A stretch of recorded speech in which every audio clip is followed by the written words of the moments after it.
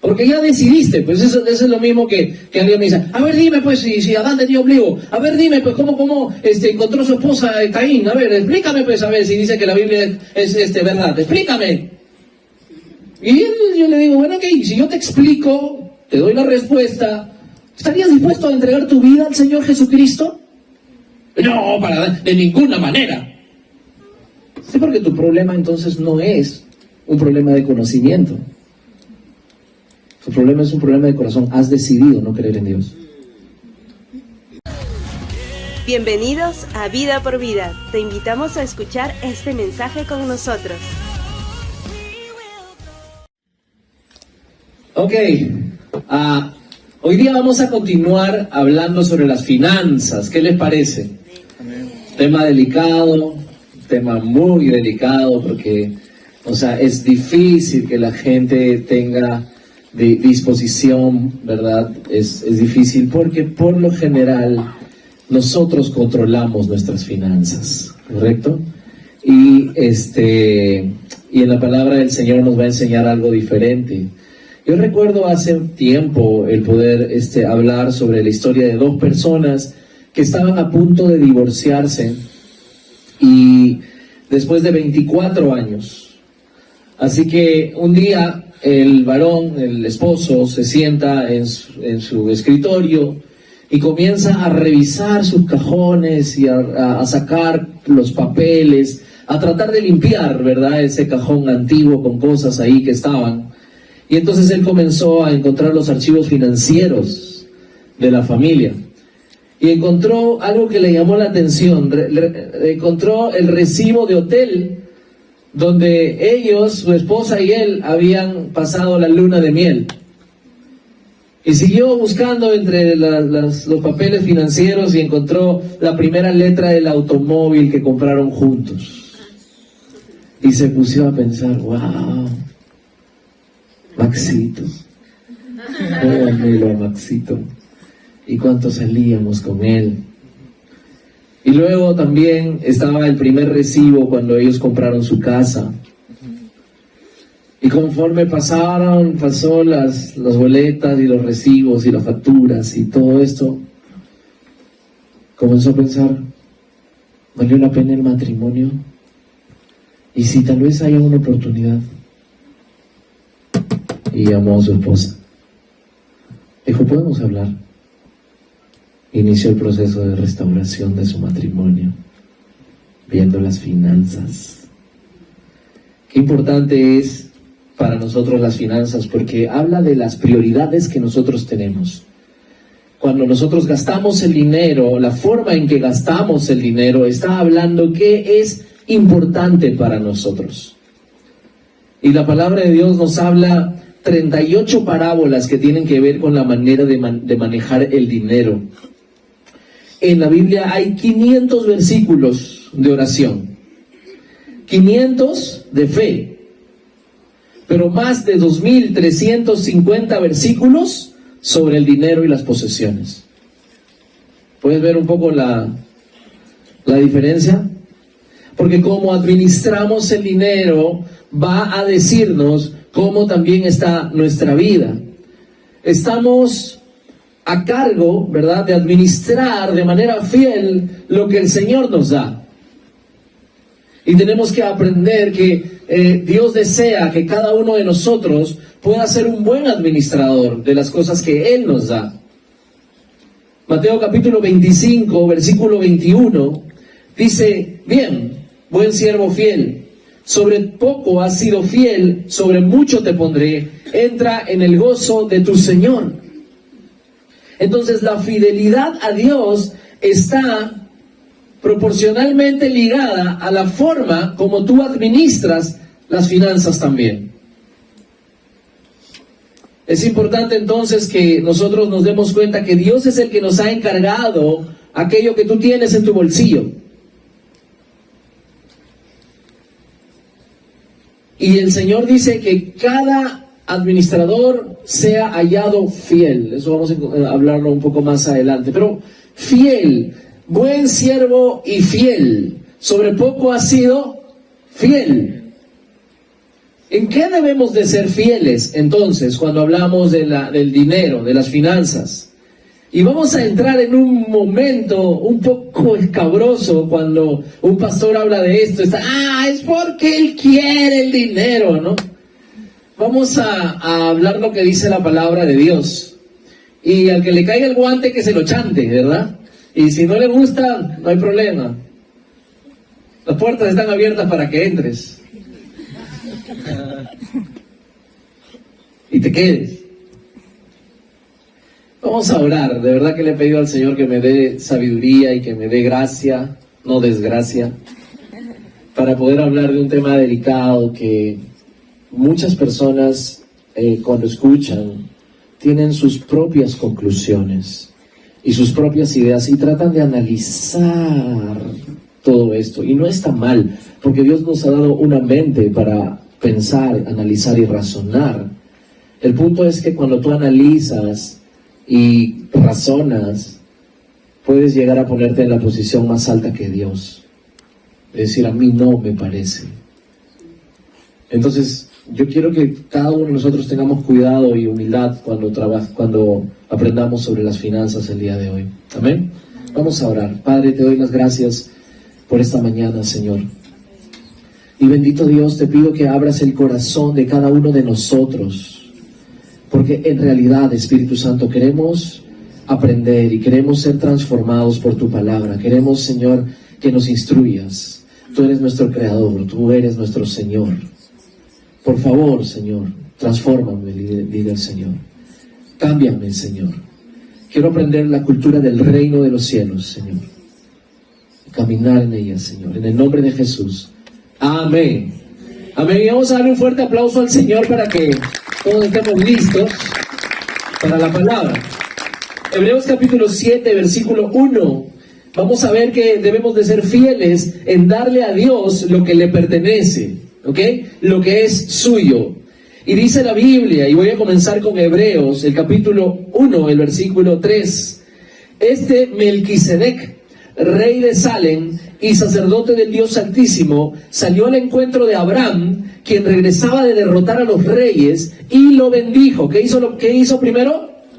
Lo bendijo. Y a su vez Abraham le dio el diezmo de todo.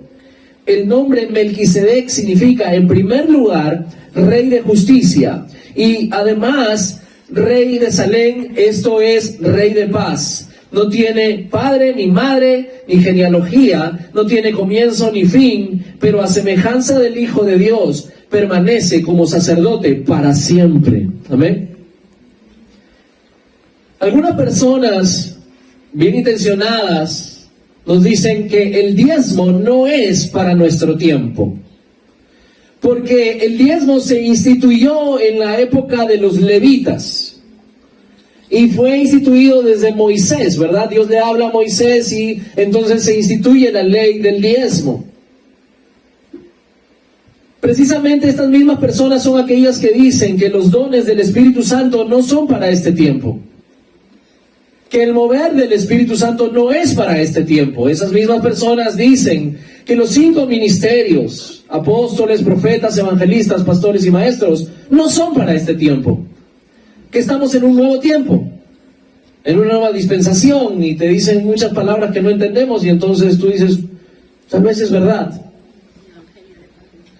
Hablan del Evangelio de Pablo, ¿verdad? Me hace recordar mi esposa.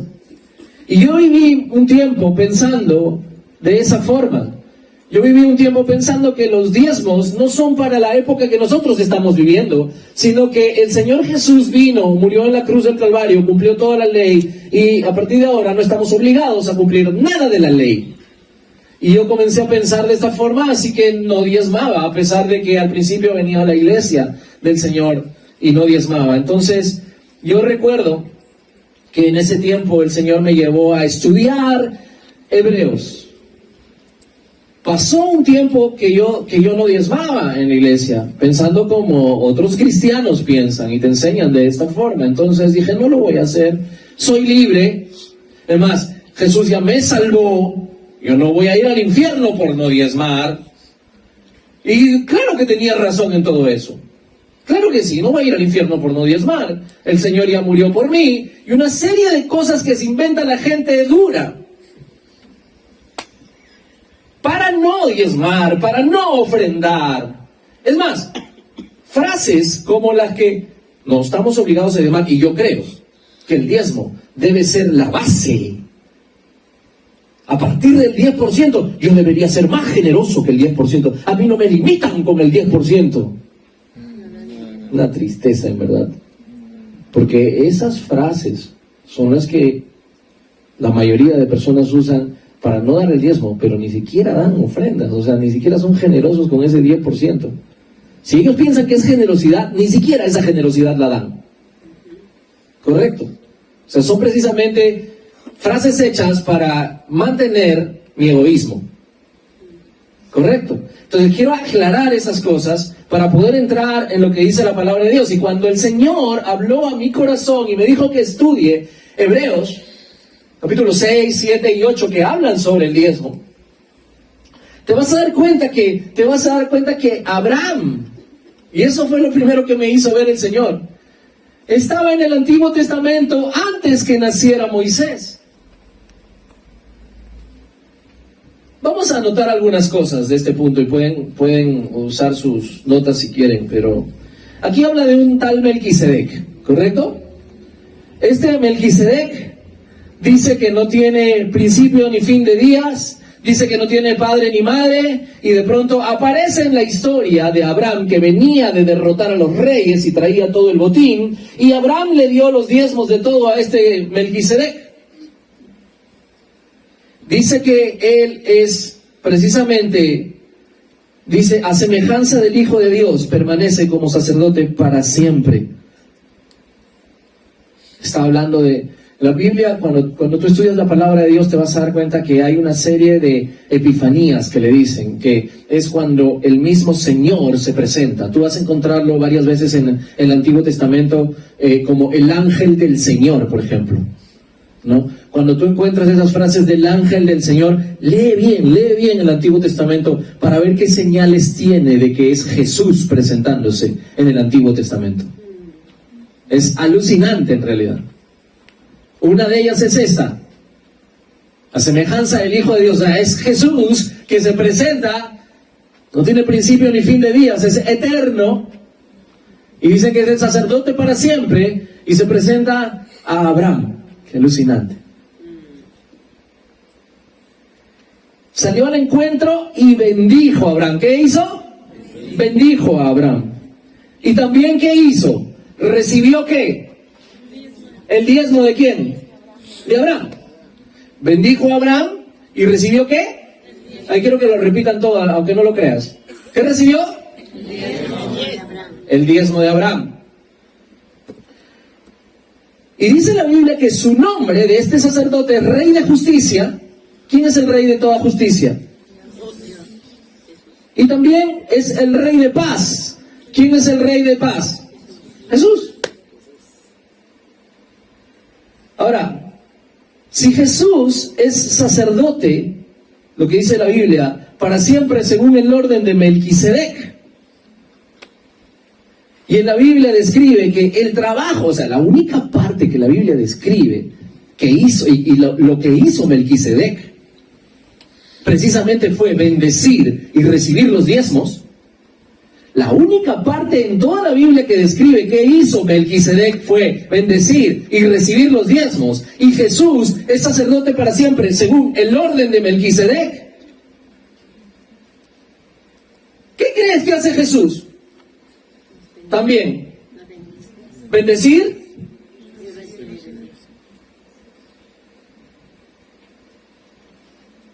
Es importante que nosotros conozcamos la palabra de Dios. La Biblia no se lee lógicamente. Tienes que aprender a estudiar la Biblia analógicamente. ¿Qué significa? Por comparación. Tienes que encontrar varios textos de la palabra de Dios para que tú te des cuenta de qué es lo que está enseñando la palabra de Dios. ¿Amén? Entonces vamos a darnos cuenta que esto sucede en Génesis, pero también lo estamos viendo en Hebreos, en el Nuevo Testamento. Repite conmigo, Nuevo Testamento. Nuevo Testamento. Más fuerte, Nuevo Testamento. Nuevo Testamento. Esto no es para la gente del Antiguo Testamento. Solamente. ¿Por qué no creo que ese sumo sacerdote, aún vigente, ¿verdad?, y que sigue teniendo ese ministerio de bendecir y recibir los diezmos, no haga su ministerio el día de hoy? Porque es sacerdote para siempre. Porque fue el mismo Jesús el que lo recibió en el Antiguo Testamento. Y hasta el día de hoy lo sigue recibiendo. ¿Amén? Dije, no, pastor, usted lo recibe. Sí, cuando tú estudias la palabra de Dios, y en Hebreos, precisamente en ese contexto, 6, 7 y 8 dice, aquí ciertamente reciben los diezmos hombres mortales, pero allí, en el tiempo de Génesis de Abraham, uno del que se da testimonio de que vive. Aquí, el autor de Hebreos dice, aquí lo reciben hombres mortales. ¿Y qué? Estamos notando algo sobre Melquisedec, ¿correcto? Ahora notemos algo sobre Abraham. Abraham nació antes que existiera la ley, ¿ok? Eso es lo que dije hace un momento. Abraham diezmó después de haber sido bendecido. Fue bendecido porque la historia cuenta de que a su sobrino Lot lo habían aprisionado y se lo habían llevado estos reyes. Lot vivía en Sodoma, donde no debía de vivir. Y se lo llevan, ¿no? Como esos cristianos que hacen lo que no deben de hacer. Y terminas mal en diferentes aspectos. Pero ahí está Abraham hablando con Dios y toma una decisión. Voy a ir a rescatar a mi sobrino Lot. Dice la Biblia que él reúne 300 personas. 300 personas nacidas en su casa, o sea, discípulos, que tienen sus costumbres nacidas en su casa, que conocen a Dios nacidas en su casa. O sea, mi hijo tiene que aprender de Dios porque yo hablo del Señor, tengo que enseñarle del Señor. Los nacidos en su casa tienen como principio el temor a Dios, por lo menos. Y a estos 300 los toma y vamos a vencer a estos reyes. Vence y él reconoce que solamente por Dios ha obtenido la fuerza. ¿Amén? Él reconoce esto y le da los diezmos. Reconoce que Dios le da la fuerza para hacer las riquezas, para vencer al enemigo. Dios te da, Dios te bendice. Lo primero que hace es bendecir nuestro Dios. Ahora me pregunto, estamos hablando de Abraham. ¿Cómo supo Abraham que tenía que diezmar? ¿Quién le enseñó el libro morado? ¿A qué iglesia asistió? ¿Qué parte de la Biblia abrió? No existía Biblia, no habría iglesia. Pero la Biblia describe que él fue llamado amigo de Dios. Repite conmigo, amigo de Dios. En otras palabras, tenía relación con Dios. Repite conmigo, relación con Dios. Aquel que tiene relación con Dios conocerá los principios de Dios, los valores de Dios. Amén. No necesitarías el libro morado. Tenía una relación personal con Dios. Me hizo recordar esta parte cuando estuve hablando ayer con el pastor Peter. Y estábamos hablando de los misioneros y de los socios de los misioneros. Y estábamos hablando sobre eso. Y él me dijo, Omar, porque la verdad es esta, me dijo. Hay 3 tipos de personas en la iglesia. Solo hay 3 tipos hablando del tema de las misiones.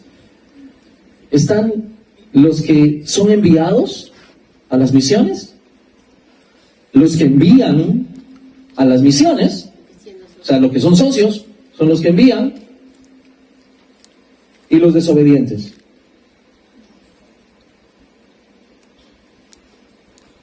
¿What? Sí. Porque toda la iglesia, repite, toda la iglesia deberíamos estar involucrados. ¿Amén? Aunque te duela, perdón, puedes sobarte, no tengo ningún problema. Quiroprácticos van a ver afuera.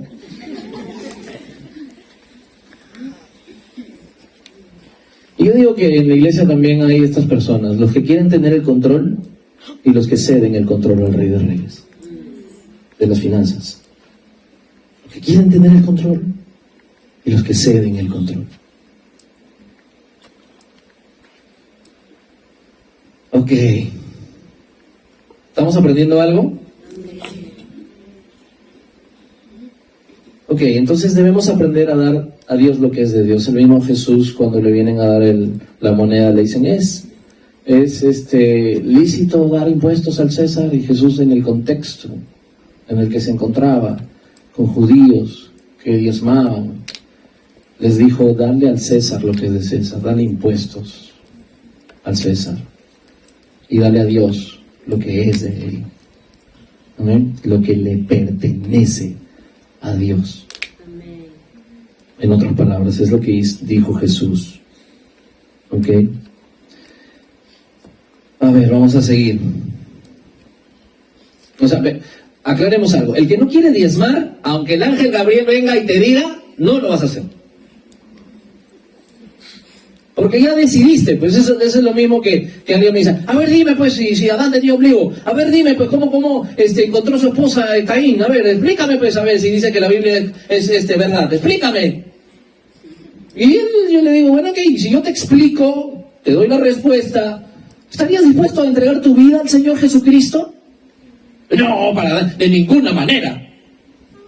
Sí, porque tu problema entonces no es un problema de conocimiento. Tu problema es un problema de corazón. Has decidido no creer en Dios. Si tú has decidido no dar los diezmos, aunque vengamos aquí con todos los teólogos y nos hagamos un estudio de un mes, no lo vas a hacer. Es una decisión que has tomado ya. Es que a veces pensamos que las finanzas deben ser controladas por nosotros. Si mí el anda, no anda. O sea, tengamos cuidado, ¿no? Porque ayer estábamos hablando con todos los varones. Espero que me den permiso los varones. La pasamos muy bien. Pero habló Pastor Peter con claridad. Que a veces nosotros decimos, no puedo casarme porque soy muy chiquito. Ah, muy chiquito. Sí, muy chiquito todavía, mi bebito. ¿Cuántos tienes? 32. Todavía tengo que, no sé ni cocinar, papá. Como es que mi mamá me lava todo, me plancha, me cocina, me limpia. Sí.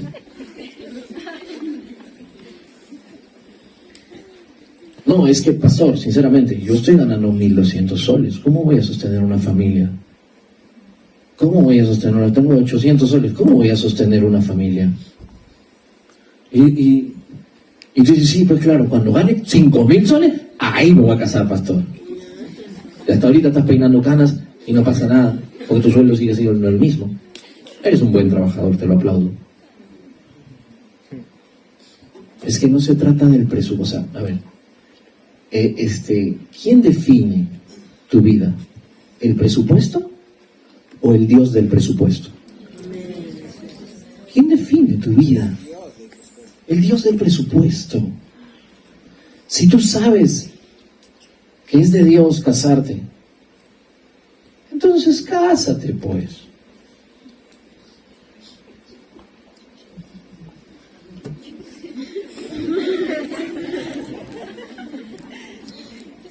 Sí, 2 meses antes de casarnos no teníamos plata para el matrimonio. Para la luna de miel creo, no me acuerdo qué fue, pero estábamos en eso. Mi esposa me aclara con claridad. La cosa es que no teníamos plata de algo. Y la cosa es que nos sentamos y le dije, amor, ¿qué te parece si oramos? Y le decimos a Dios que esta semana nos responda con un milagro, si es que Él quiere que nos casemos. ¿Te parece? Y oramos. El día miércoles, 3 días después de la oración, me llamaron para hacer unas impresiones. Yo tenía una imprenta y me llamaron para hacer 36 millares de una impresión, 36,000 cosas, eran volantes, y me llegó el día viernes, me pagaron de esa misma semana. Yo tenía una utilidad aproximadamente de 1.500 soles, no recuerdo exactamente, pero una utilidad en una semana, en 5 días, después de haber orado. Y lo hermoso que lo disfrutamos fue que se repitió 3 semanas seguidas. Porque el siguiente domingo nos reunimos y dijimos, ¿cómo ha contestado? Oremos. Señor, si tú quieres que lo que hacemos esta semana, que venga algo milagroso. Vino algo milagroso. Y la siguiente semana, nos gusta. La tercera, vamos a orar, Señor.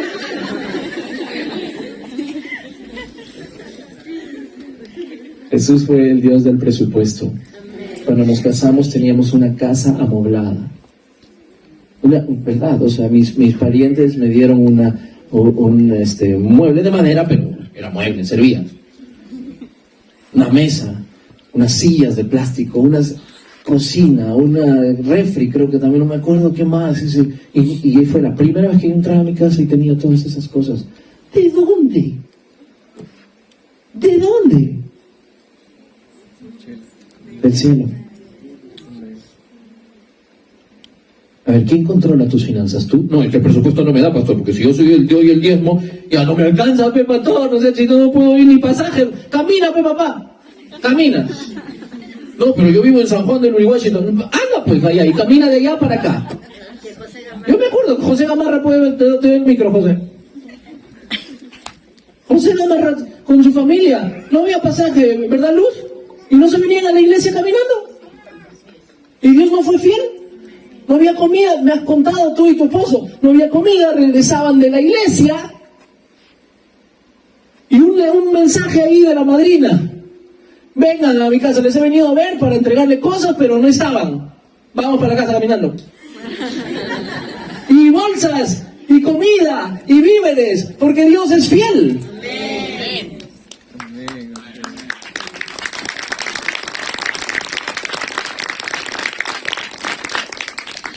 Ahora ya tienen más plata que Atahualpa, ¿no? Pero... hasta donde levante mi mano, dice, yo voy a dar la ofrenda.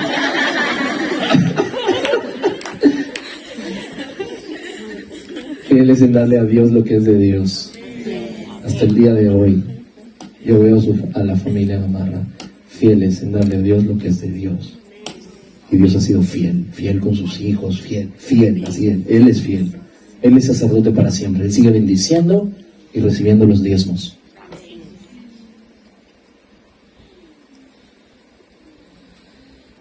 Chispas, punto número 2. Ya no me queda tiempo. Pero hemos aprendido algo, ¿o no? ¿Les parece si continuamos la siguiente semana? Hoy día, un poquito más. Ya, está bien, nos extendemos el servicio, no hay problema. Hay que aprender, está que duele. En una que duela a que por partes. Claro, no he dado no he dado anestesia, sí es cierto.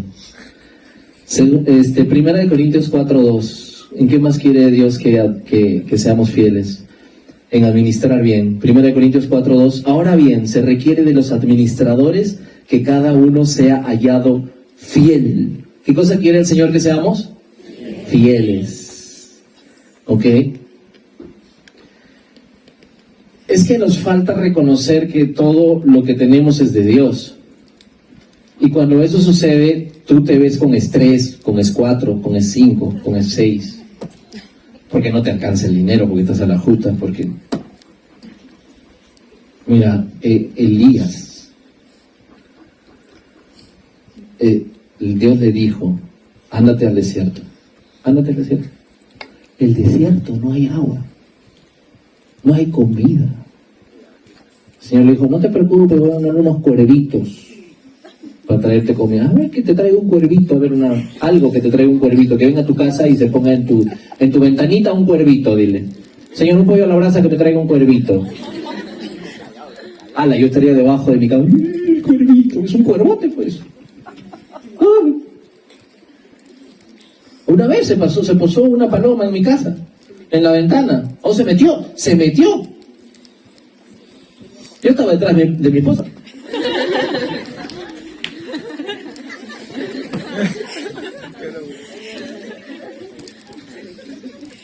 No, la del ratón sí fue espectacular, sí, no.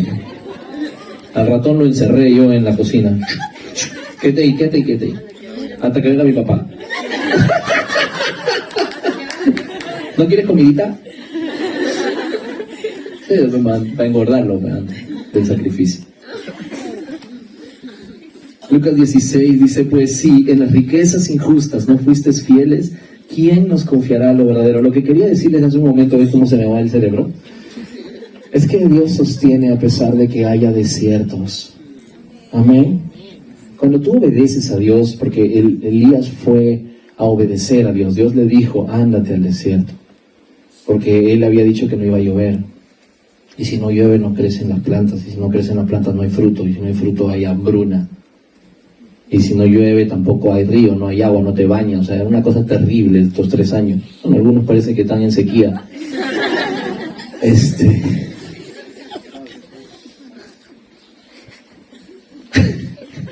yendo por otro lado. Pero Dios es el que provee, amén. Y Lucas dice, pues si en las riquezas injustas no fuisteis fieles, ¿quién les confiará lo verdadero? Entonces debemos de ser fieles en las riquezas que no son nuestras.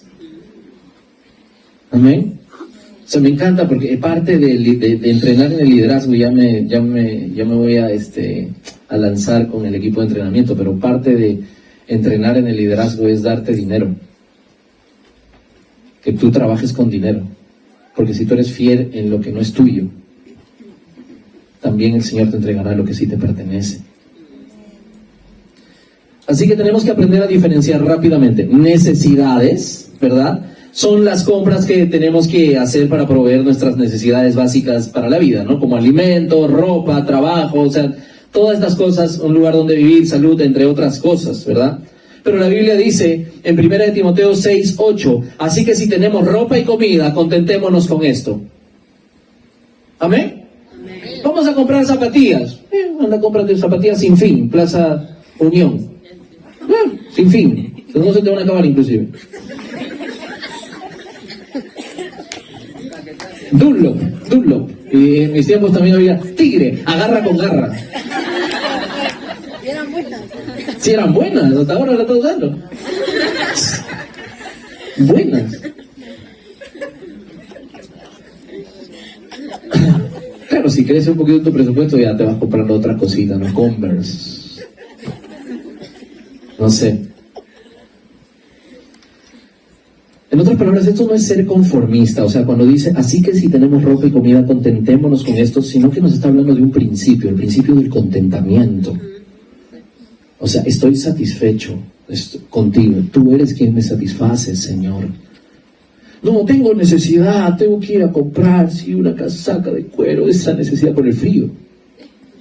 El frío, ¿cómo se llama estas chinas de polares? Un polar te abriga riquísimo. Dígame que no, ¿abriga sí o no? Todos sus pijamas son polares, les aseguro. Ya, listo.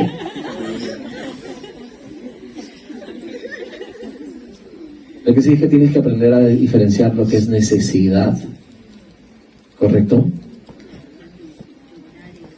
Entonces, y lo siguiente es gustos. ¿Qué cosas son gustos? Gustos son el concierto que hubo hace tiempo. No, eso es gusto. Son cosas que satisfacen nuestras necesidades básicas, pero que son de mejor calidad. Primera de Pedro 3, del 3 al 4, dice que la belleza de ustedes no sea la externa, que consiste en adornos tales como peinados ostentosos, joyas de oro, vestidos lujosos, que su belleza sea más bien la incorruptible, la que procede de lo íntimo del corazón y consiste en un espíritu suave y apacible. Esta sí tiene mucho valor delante de Dios. Correcto, entonces aprendamos a diferenciar. O sea, todas las mujeres son bellas. Amén. Todas. Varones, vamos a dar un fuerte aplauso a las mujeres. El problema es que a nosotros nos venden la publicidad. Cuando Carlos dijo, aquí vamos a echar raíces en la iglesia, sí, pero también me están creciendo raíces, tengo que pintarme. He hecho raíces en la iglesia, pero... Mira, en la televisión, en el celular, la vez pasada, Martín, aquí presente. No, el otro Martín, no te preocupes, Martín. Del Callao no te preocupes. Al Martín del Agustín. Estábamos viendo el tema de las comidas que íbamos a dar a los varones, ¿no? Que ayer hemos comido riquísimo.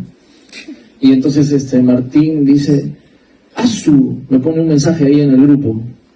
¡Qué alucinante! Me están chuponeando. Acabamos de hablar de Carapulcra y ya me están viniendo videos de Carapulcra, dice. O sea, la publicidad se ha metido por todos lados.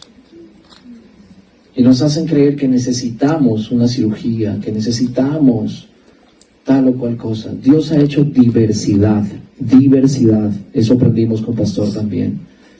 Dios ha hecho diversidad. Hay negritos, chinitos, blanquitos, amarillos, negritos, ¿verdad? Hay altitos y hay compactos.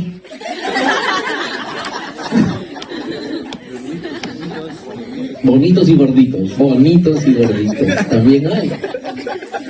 Diferenciemos, no, y amemos como Dios nos ha hecho. Amén. Escúchame, amemos como Dios nos ha hecho. Hasta nos inventan que estamos enfermos para vendernos las pastillas. Tú estás sano por las llagas de Cristo. Lo siguiente es deseos.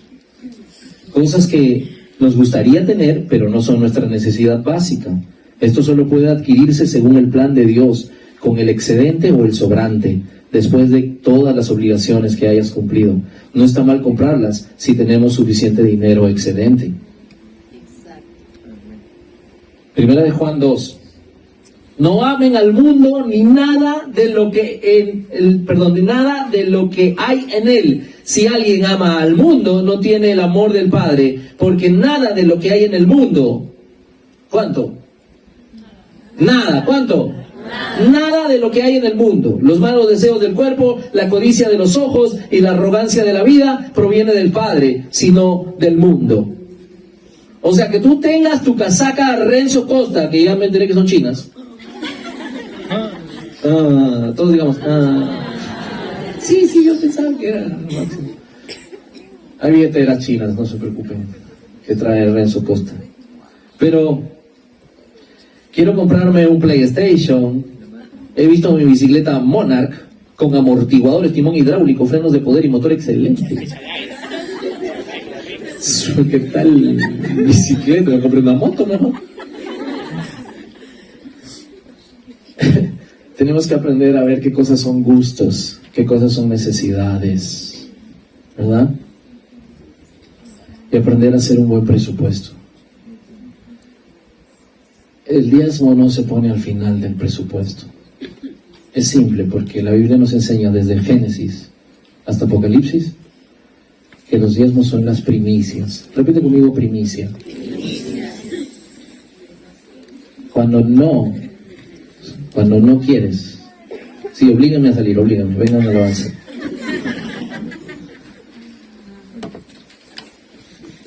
Cuando no quieres hacerlo, no lo harás. Pero cuando tú te das cuenta que es un principio de la palabra de Dios, entonces te vas a confrontar. Eso es lo que va a suceder con algunos que tienen humildad. Gracias, amor. Tienen humildad.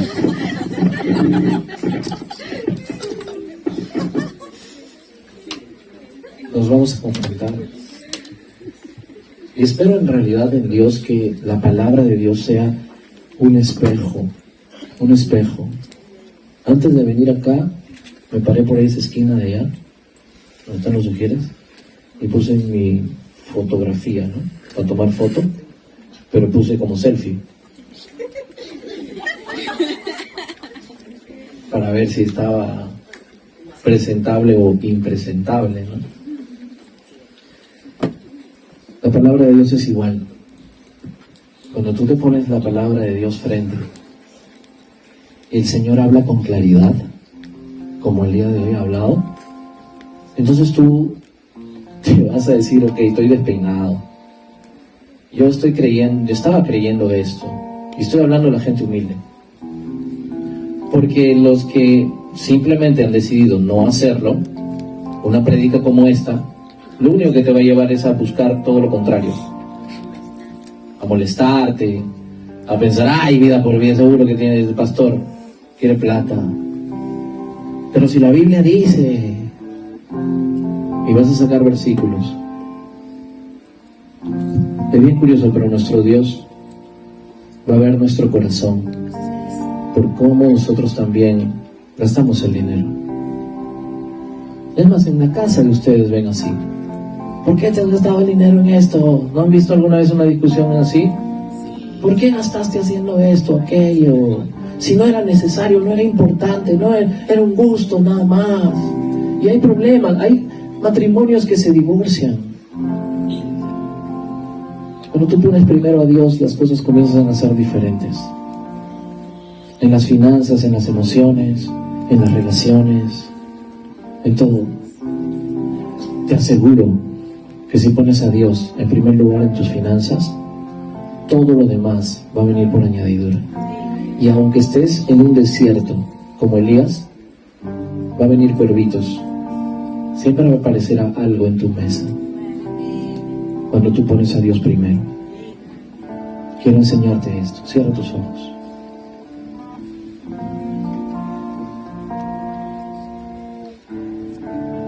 El Señor Jesús, sacerdote para siempre según el orden de Melquisedec, no es que te va a bendecir, ya te bendijo. Ya te bendijo. Si estás aquí sentado, ya te bendijo. Tienes vida, todavía respiras, ya te bendijo. Y en su ministerio, Él también recibe los diezmos. Si tienes que arrepentirte de no hacerlo, yo te pido que lo hagas en los minutos que vienen. Que digas, Señor Jesús, ahora sí esa palabra va a tener sentido para mí. Vas a ser mi Señor en las finanzas. Tú vas a gobernar mis finanzas, no yo. Ya se acabó hasta ahora. Lo he intentado a mi forma, he intentado hacer los presupuestos yo, que alcance, trabajar 2, 3 veces, lo he intentado yo. Pero ahora dejo los marcadores a ti, Señor. Aunque parezca ilógico, daré las primicias porque tú eres el rey, no yo. Tú eres el rey, no yo, Señor. Si has estado en desorden en tus finanzas, si tal vez deuda entró a tu vida y botó al diezmo y a la ofrenda, si ha habido desorden, es un buen momento de arrepentirse. ¿Y dónde estás? Comenzar el cambio. Dios quiere que su pueblo sea bendecido para poder bendecir. Si te gustó este mensaje, te invitamos a suscribirte a nuestro canal. Nosotros somos Vida por Vida de Lima, Perú, honrando a Dios y haciendo discípulos.